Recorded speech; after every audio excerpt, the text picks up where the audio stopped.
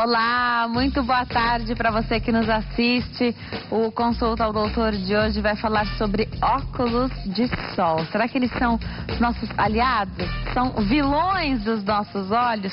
Quem tira as nossas dúvidas é o Dr. Fabrício Witzel. Ele é médico oftalmologista do Hospital das Clínicas aqui de São Paulo. Já está posicionado aqui nos nossos estúdios. Não saia daí, o Consulta ao Doutor já está no ar.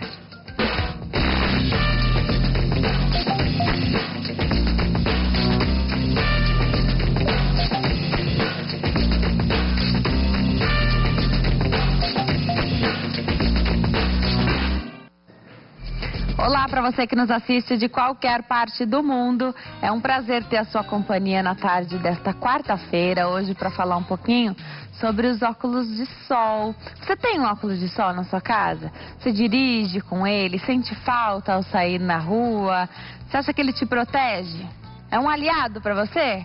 Ou você acha que é um vilão? A gente já falou tanto aqui sobre o cuidado que nós devemos ter com os nossos olhos, né? Se você tem alguma dúvida, mesmo que não seja sobre os óculos de sol, fica tranquilo, pode fazer sua pergunta. 0 operadora 11 3337 5886. Tudo hoje sobre o cuidado com os seus olhos. 3337 5886. Participe também pela internet, são diversos meios de você entrar em contato conosco. Pelo Twitter, @consultadoutor, pelo Instagram, que é a rede social de fotos, @consultaaldoutor. Participe também pelo Facebook, a nossa rede social favorita é o Facebook, facebook.com/consultaaldoutor.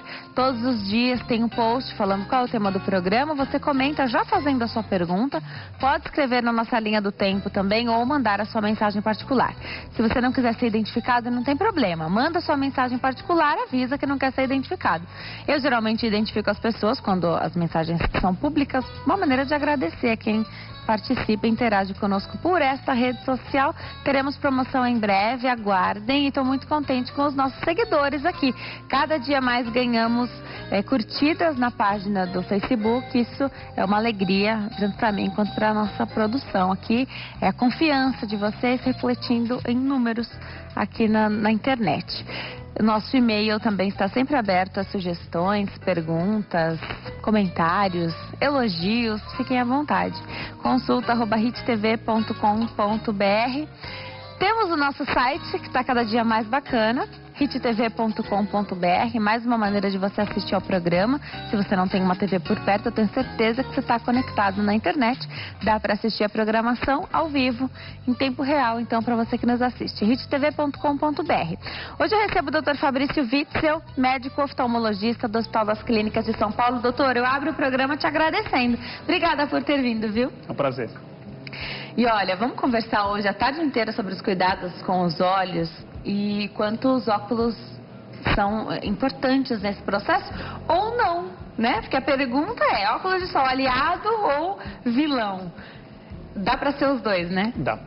Na verdade, assim, uma coisa super importante que a gente tem que levar em consideração quando a gente começa a falar sobre óculos de sol é a presença do filtro contra a radiação ultravioleta. A gente sabe que, basicamente, nós temos 3 tipos de radiação ultravioleta que chegam para a gente todos os dias, a todo momento, não importa o clima. Essa é uma dúvida que o paciente sempre traz dentro do consultório para a gente. Mas um dia nublado eu preciso usar o óculos de sol? É super importante. Existem lentes para dias nublados que elas provocam uma sensação de conforto maior para o paciente. E dentro dessas lentes, que a gente tem que levar em consideração e pegar no pé realmente quando a gente vai fazer um óculos, ou quando a gente vai confeccionar o óculos, ou quando a gente vai comprar simplesmente um óculos escuros, é saber se tem o filtro solar. Esse filtro a gente consegue checá-lo na ótica. Porque senão fica muito na base da confiança, né? Exatamente. Na ótica existe um aparelho que se chama lesômetro computadorizado, ele tem a capacidade de medir qual é o nível de penetração da radiação através das lentes. Então a gente espera que uma boa lente escura ou uma boa lente com filtro, lembrando que mesmo os óculos sem a coloração, eles protegem também os nossos olhos desde que... grau normal, exatamente, né? O óculos de grau. Ele protege desde que ele tenha o filtro. Essas lentes, é interessante que elas tenham pelo menos entre 98% e 99% de bloqueio da radiação contra a radiação ultravioleta A, B e C. Então, a gente sabe que essa radiação é extremamente nociva.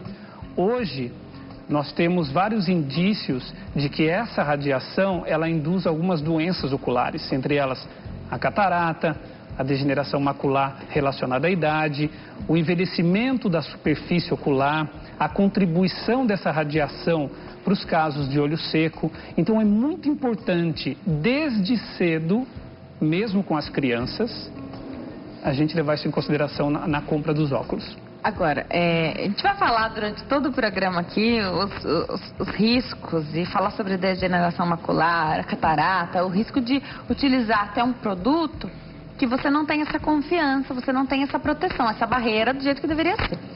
Agora, com as crianças isso acontece mais, porque olha, a gente sabe que óculos de sol não custa barato não. Óculos de sol bom, ele tem um custo, porque até para ter essa proteção, Sim. Isso barato não é. Sim. Eu sempre desconfio de um produto muito barato, né? Algumas pessoas compram esses produtos e nem vou entrar no mérito do certo ou errado dos produtos piratas, mas as pessoas, realidade, as pessoas compram esses produtos, senão não teria mercado, né? Senão não vendia. As pessoas compram produtos piratas e esse produto não tem garantia nenhuma, não tem esse equipamento e provavelmente não tem essa proteção. Com as crianças, mais ainda. Que pai, que mãe que vai investir num óculos de sol bom, que custa caro para as crianças? E não muitas vezes é comum a gente perceber, a gente vê isso no consultório. Às vezes eles compram aqueles óculos escuros para as crianças simplesmente para brincadeira.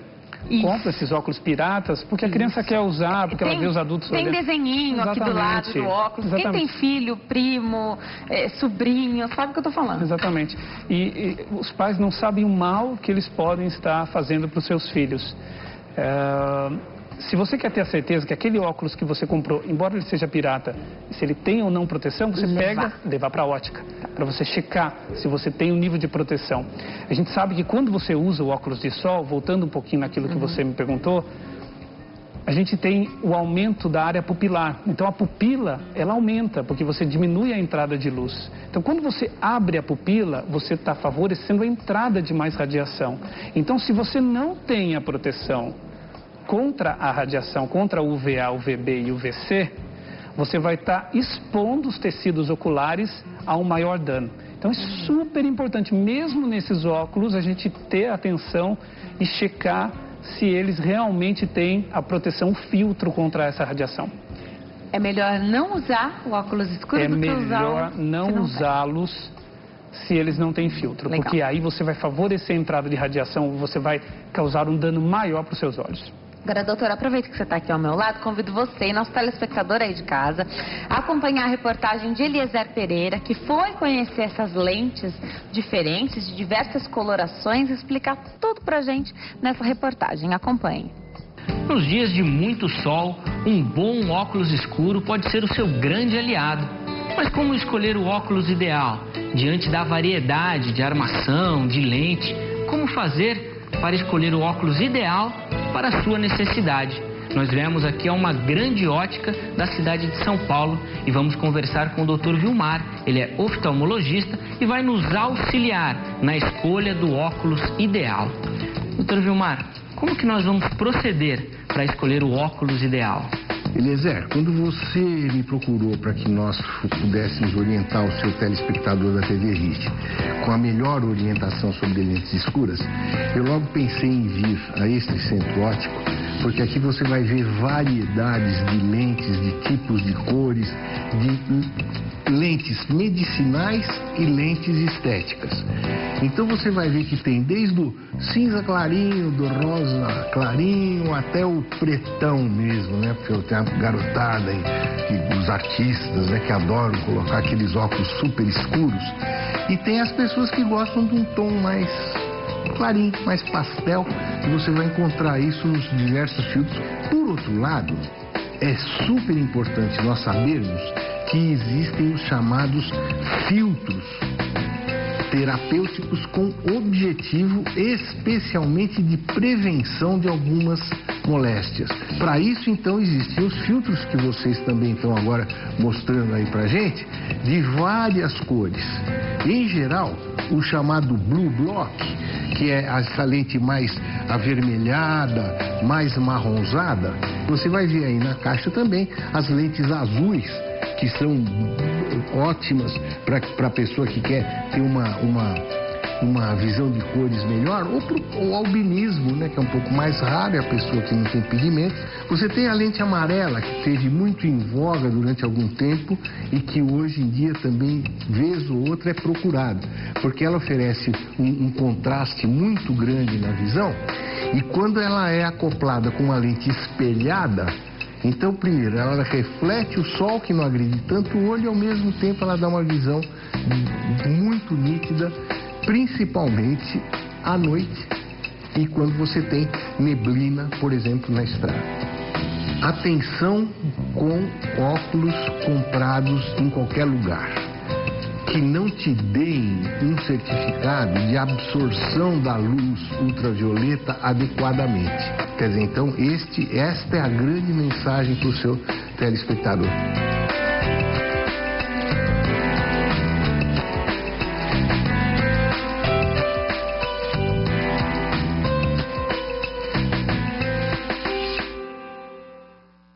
Muito legal, então, a reportagem de Eliezer Pereira, para ilustrar bem aquilo que a gente estava falando, né? Agora, o legal é, dependendo do tipo de atividade que você exerce, tem uma lente especial melhor para você. Exatamente. Né? Como o Dr. Vilmar estava falando na reportagem, as lentes amarelas, elas dão um conforto para o paciente, especialmente na direção noturna. Jamais eu ia imaginar que à noite um óculos com as lentes amarelas ia me favorecer. Tem muitos pacientes que a gente orienta no consultório, eles têm algum tipo de grau, uma miopia, uma hipermetropia, um astigmatismo. E ele fala pra gente, fala, olha, eu dirijo muito à noite, eu viajo muito durante a noite. Você pede para que esse paciente, na correção de óculos de longe dele, coloque uma lente amarela. Essa lente amarela fica no carro, isso dá um conforto muito importante, especialmente contra a luz dos faróis dos outros carros que vêm contra. Atrapalha muito. Especialmente os pacientes com catarata inicial, que ainda não estão com uma catarata tão desenvolvida para fazer o procedimento cirúrgico, esses pacientes se beneficiam muito dessa lente amarela. É super bacana isso, o paciente ele refere um conforto maior, ele consegue segurar mais para operar o tempo durante o uso dessas lentes, até chegar ao ponto em que a doença dele está num ponto cirúrgico para a gente mexer. Que tem hora certa, né? Pra fazer essas outras lentes que o Vilmar comentou, lentes marrons, por exemplo. Às vezes o paciente não gosta daquela lente preta, escura, completamente preta. A lente marrom, por exemplo, é muito bacana em dias que você tem mais sol, lentes verdes, lentes um pouco mais claras para o inverno. Então, existe uma variação de tonalidades que você pode trabalhar para que o paciente tenha um maior conforto durante aquele determinado clima. E isso, o óptico, ele está muito preparado nas óticas mais importantes, que têm um desenvolvimento maior, elas conseguem orientar o paciente quanto a isso. Óculos têm data de validade? Óculos escuros, eles podem sofrer uma degradação, o filtro pode sair, um antirreflexo pode descascar e esse paciente pode precisar de uma nova correção. Uma coisa que a gente sempre pede para o paciente é voltar pelo menos uma vez por ano. No oftalmo, exatamente, de praxe. Mas especialmente... volta só quem tem o problema. Geralmente no consultório o que acontece, às vezes o paciente volta quando tem algum tipo de patologia ou tem uma história familiar de alguma patologia. Por exemplo, um paciente que tem história, tem a mãe ou o pai com glaucoma, então ele vem todo ano para checar, para saber se ele tem a doença. Mesmo jovem, porque a gente sabe dos trabalhos científicos mais recentes que um paciente que tem um parente de primeiro grau com essa doença tem de 10 a 15 vezes mais chance de desenvolver essa patologia. Então é muito importante que esse paciente faça um segmento anual. Então esse paciente a gente acaba conferindo o grau dele muitas vezes todo ano. Então a gente vai mudando o óculos dele à medida que o óculos vai sofrendo alteração. E catarata? Porque o que eu vejo cada vez mais pessoas mais jovens tendo catarata. É verdade. E talvez a radiação a que a gente está exposto no dia a dia tenha um papel primordial nisso. Então hoje a gente sabe que a gente tem menos ozônio, a gente tem menos proteção contra a entrada dessa radiação no nosso dia a dia. E a gente vê que os pacientes não usam os óculos para se proteger. Quem usa óculos de grau, nas óticas boas, geralmente ele já usa filtro. Tá, porque... então até os óculos de graus normais, sem estar escuro, exatamente, ou de qualquer cor, eles possuem filtro. Tem filtro. As lentes de contato também, porque eu comprei lentes novas e foi a primeira vez que eu observei isso. As lentes de contato, elas têm filtro, e as lentes intraoculares que nós implantamos na cirurgia de catarata também tem filtro. Legal. Então a gente já está protegendo o paciente a partir daquele momento. Mas é óbvio que até os 65, 70 anos, 80 anos dele, provavelmente ele não usou um óculos escuros para se proteger. Então a gente acaba vendo mais catarata hoje, até porque a população está ficando mais velha. Sim, agora você falou a idade aí, 65, 75, 85. Ter catarata antes disso é uma catarata precoce? Aos 50 anos? É uma catarata precoce. Existem famílias que trazem esse tipo de patologia. Não é tão incomum no consultório a gente operar pacientes com 47, 50 anos. E aí você pergunta para o paciente, ele sempre fala, não, minha mãe operou com 52 anos, minha irmã operou com 48. Então você vê que a doença é mais comum. Pacientes com alta miopia, eles têm uma maior chance de desenvolver a catarata mais precocemente. Pacientes que têm doenças reumáticas, pacientes que usam corticoide de maneira constante, pacientes asmáticos. Esses pacientes, eles têm um risco aumentado de desenvolver a catarata, especialmente a catarata subcapsular posterior, pelo uso do corticoide. Então, esses pacientes têm que ser seguidos de maneira muito precisa para você identificar o problema. E isso pode acontecer precocemente. Tá. Agora, primeira consulta ao oftalmo, quando? Porque as pessoas... Isso é um fato. Eu acho que devia ser antes, né, a consulta. Eu fui muito antes ao oftalmo. Mas, geralmente é na primeira queixa escolar, né? É verdade. Hoje, graças a Deus, os pacientes, eles têm sido referenciados para a gente por volta dos 3, 4 anos de idade. As escolas aqui em São Paulo, especialmente, elas têm obrigado os pais a trazer todo início de ano uma avaliação do oftalmologista e do otorrinolaringologista. É legal ter essa obrigatoriedade, que é uma coisa chata para os pais que tem que levar, mas é bom para ter esse cuidado. Porque você consegue identificar uma série de doenças. Existe um período de maturação, de desenvolvimento do sistema visual, que acontece do período do nascimento até mais ou menos 7, 8 anos de idade. Esse é o período mais importante de desenvolvimento da nossa visão. Se algo acontecer nesse período, um trauma, um grau não corrigido num dos olhos, esse paciente está condenado a não enxergar para o resto da vida dele. Então você consegue identificar, há um mês atrás veio uma menina no consultório, uma menina de 3 anos, uma consulta dessas, de rotina. Ela tinha 1 grau de um lado e no outro ela tinha 9 graus. 9 graus? A mãe não acreditou que ela não enxergava daquele outro olho. Eu tive que mostrar para a mãe que ela tinha uma deficiência brutal num dos olhos. Como mostra isso para a mãe? Porque também tem isso, hein? É verdade. Você leva... A mãe vai sair de lá, certeza que ela vai levar em outro médico. Para fazer uma segunda opinião, é verdade. Porque ela não vai acreditar. Como que você mostra para uma mãe? A gente acabou ocluindo os olhos da criança. Uma criança de 3, 4 anos já consegue, de uma certa forma, informar a visão para a gente. Então, existem algumas tabelas no consultório de desenho, tampa um lado, a gente tampa o outro e mostra para mim, olha, ela não enxerga. E aí o tratamento é feito de maneira agressiva. A melhora também, nesses casos, é muito boa. Porque como a criança é muito jovem, o cérebro consegue se adequar novamente e a visão ela é desenvolvida de maneira adequada. Então você consegue salvar com os óculos e com o tampão. Desenvolve. Tá. Porque o grande risco de não tratar, e o tratamento nesse caso é a utilização dos óculos e tampão. E tampão. É, porque você tampa o olho bom para desenvolver o outro que está ruim. Então existe uma fase que a criança que tem uma baixa de visão tão importante como essa, a criança fica muito brava com a gente. Porque eu faço a criança realmente viver com aquele olho ruim dela. Então isso é muito agressivo no começo para os pais, é muito doloroso ver a criança naquele desespero. Deve tropeçar. Bate a cabeça, tem tudo isso. E você tem que se proteger, tem que proteger a criança quanto a isso. Mas a criança se desenvolve muito rápido nessa fase, então você vê a melhora galopante disso. É muito bacana quando você consegue recuperar a visão de uma criança dessa. Mas vai ficar com 1 grau de um lado e 9 do outro. Não interessa. A criança vai voltar a enxergar. Ela não vai desenvolver uma coisa que a gente chama ambliopia, que é a baixa de visão porque alguém lá no seu período de infância não olhou e não identificou um problema que você tinha. Tá. Estima-se que hoje, no Brasil, por exemplo, de 2 a 5% da população tem algum tipo de ambliopia. Porque os pais não levaram essa criança nesse período, do 0 aos 7, 8 anos, para uma primeira avaliação. Então esse problema não foi identificado, não foi visto que a criança tinha um problema na córnea, não foi visto que a criança tinha um problema de grau, de óculos, ou de um problema de retina que poderia ser sanado, e essa criança não desenvolveu esse olho. E aí a partir disso, especialmente óculos é o que mais causa ambliopia. E aí a partir desse momento essa criança não desenvolveu aquele olho e ele ficou com uma baixa visão para o resto da vida, o que a gente chama de amblíope. Mesmo usando óculos depois? Mesmo que eu coloque óculos nessa criança depois, com 10, com 12, com 15 anos, eu nunca mais vou conseguir desenvolver esse olho.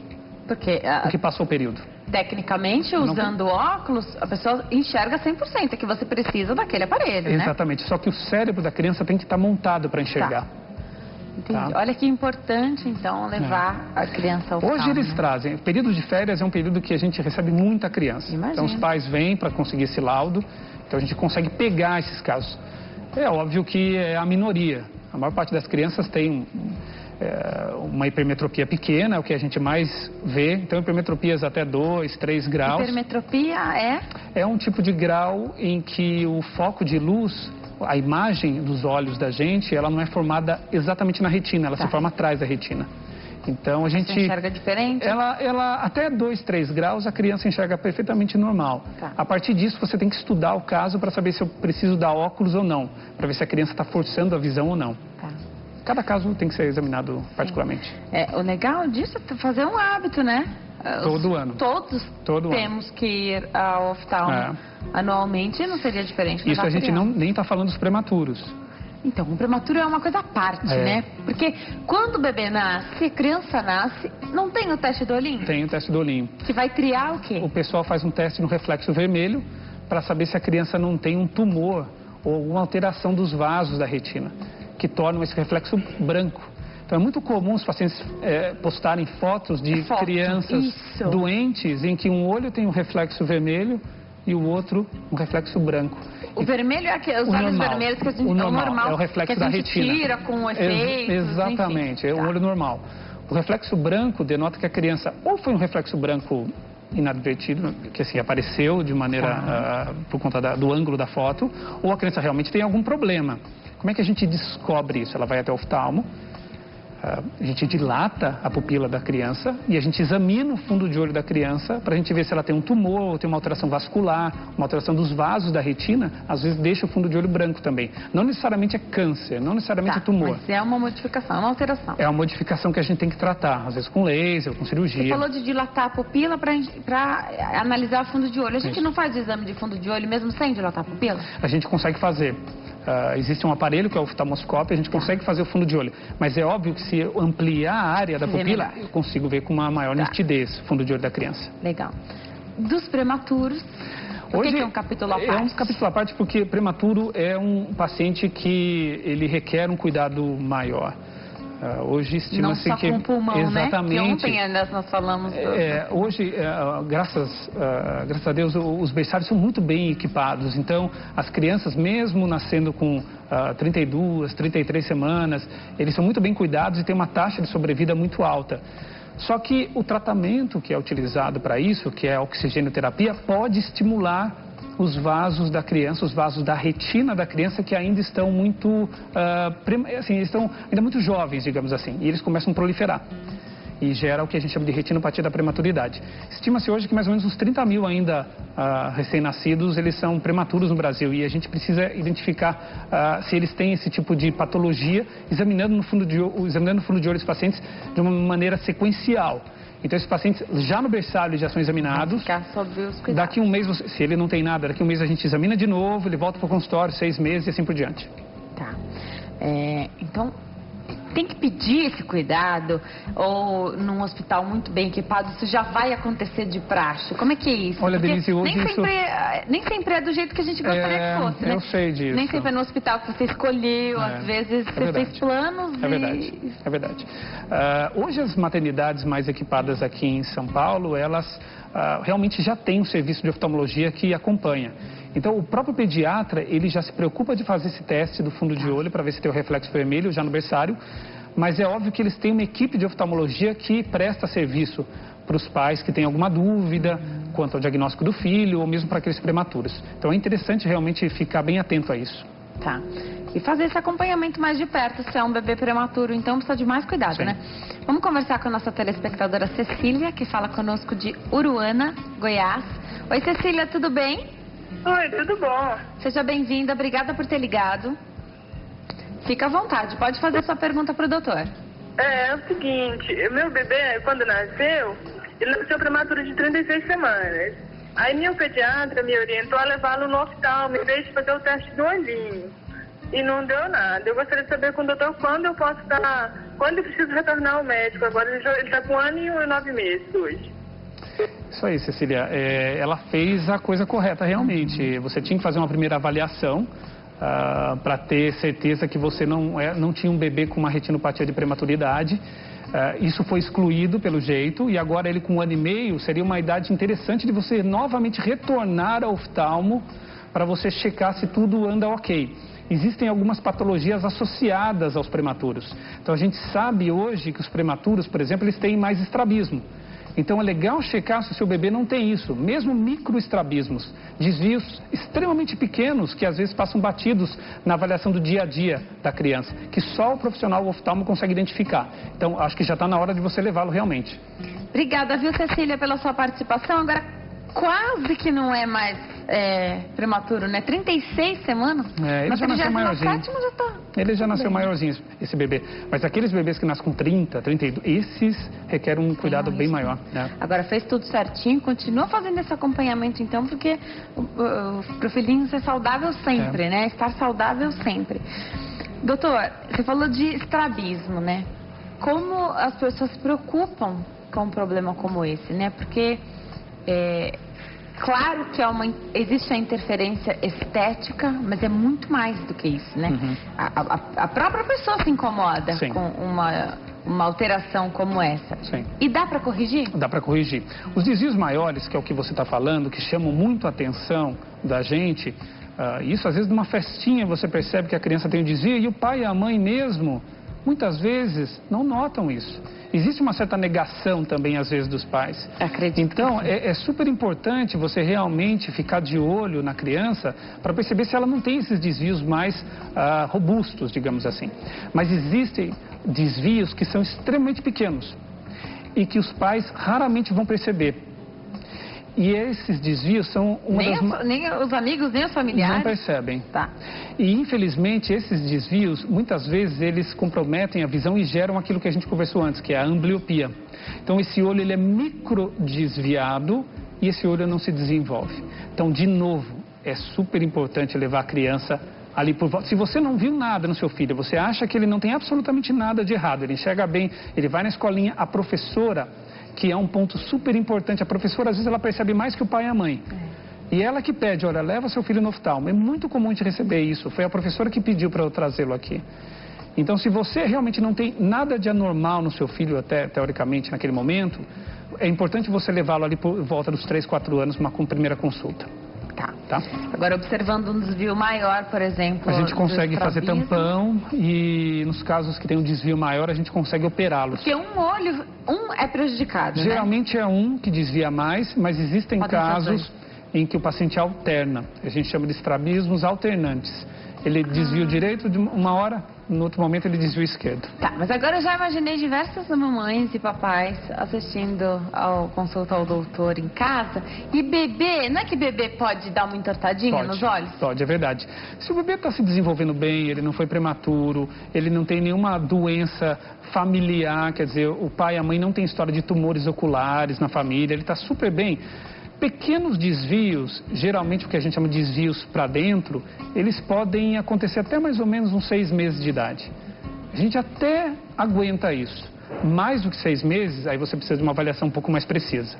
Tá, agora, por que toda consulta, ou quase toda consulta, não sei se isso é de praxe ou não, sempre o oftalmo pede para que a gente acompanhe uma caneta e vocês vão aproximando do nosso nariz, né? Isso. A gente tem que conseguir convergir assim, hein? A tendência é essa. Existe um limite, obviamente, para isso.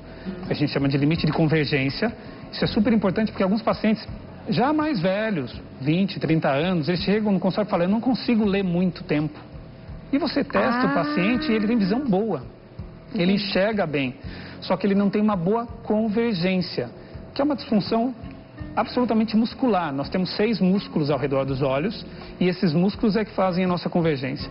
Então, às vezes, o paciente não tem um músculo tão bem desenvolvido e ele não consegue jogar os olhos para dentro para fazer a leitura. Ele começa a perder a linha, ele não tem um segmento adequado da leitura, ele cansa facilmente, ele começa a ler, daqui a pouco ele cansa. Então, isso pode acontecer realmente.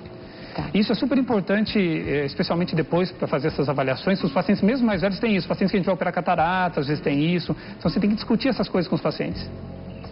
Eu vou abrir daqui a pouquinho a nossa página no Facebook, que deve estar recheada de perguntas. Mas eu já vou antecipar uma aqui sobre a cirurgia de correção da miopia. Perfeito. É uma grande ansiedade, né? Cada vez mais os jovens ficam mais independentes mais cedo, né? Então já começa a trabalhar, já também tem seu dinheirinho e querem o quê? Quem usa óculos quer tirar dos óculos, né? Especialmente quem tem grau mais alto, né? Aí o óculos dá uma pesada, ou ficou cansado de usar a vida inteira, enfim.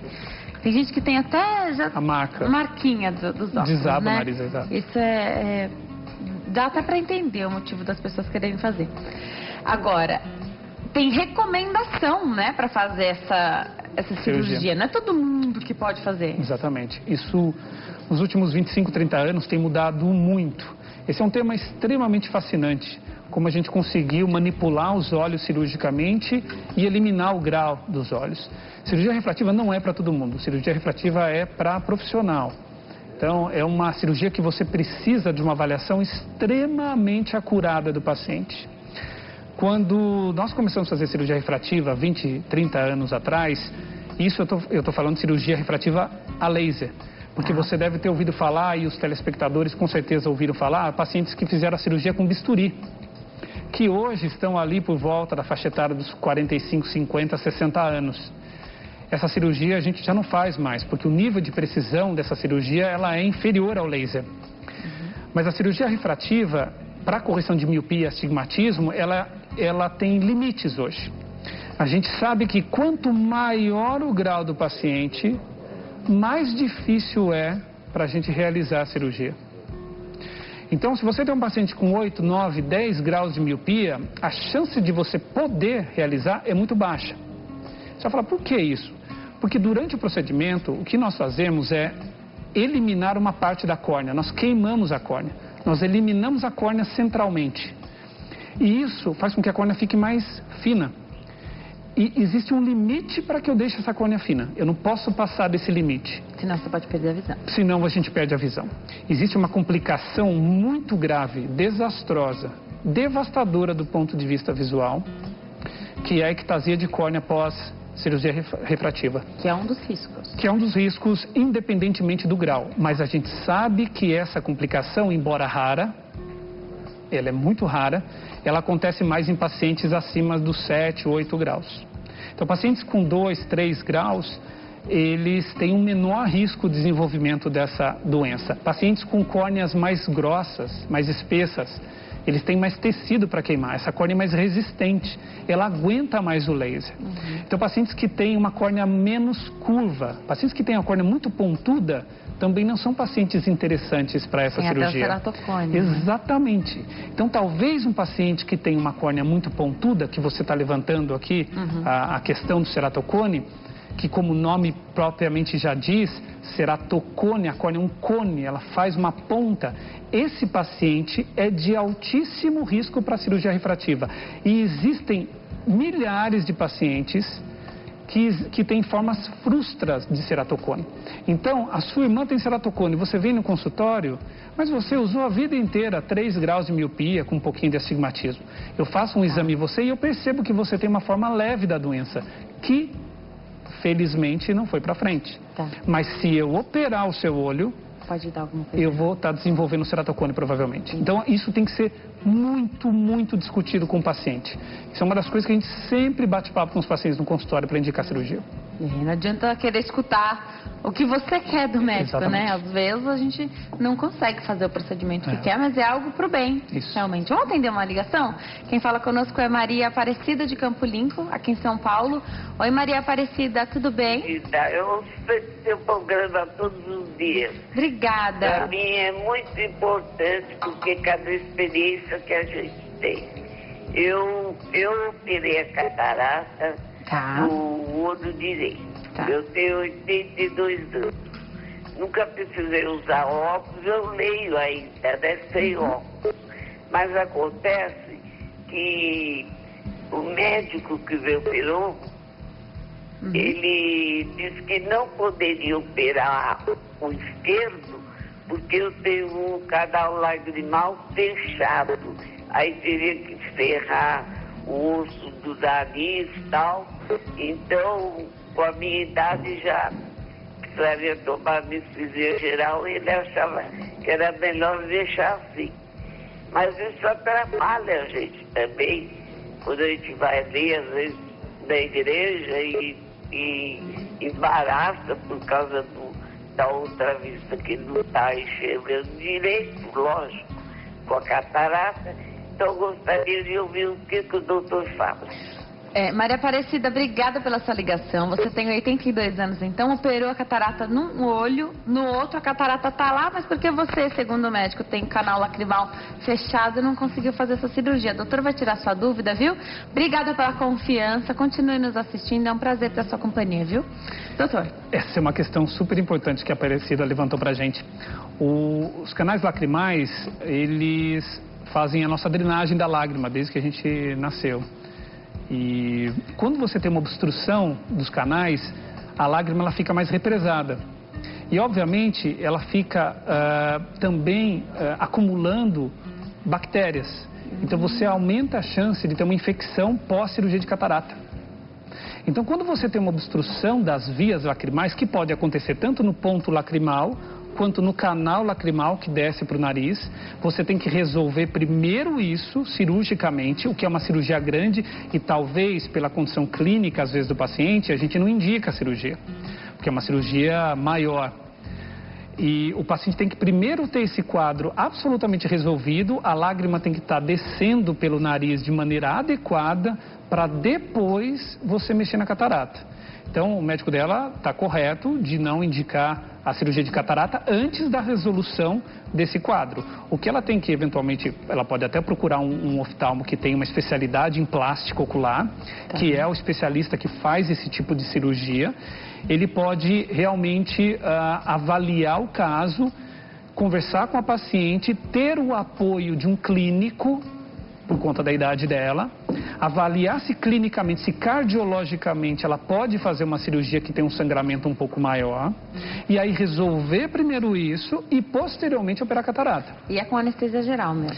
Olha, essas cirurgias, muitas vezes elas são com anestesia geral, a maioria delas. Alguns pacientes são submetidos à cirurgia com sedação, mas a esmagadora maioria é com anestesia geral.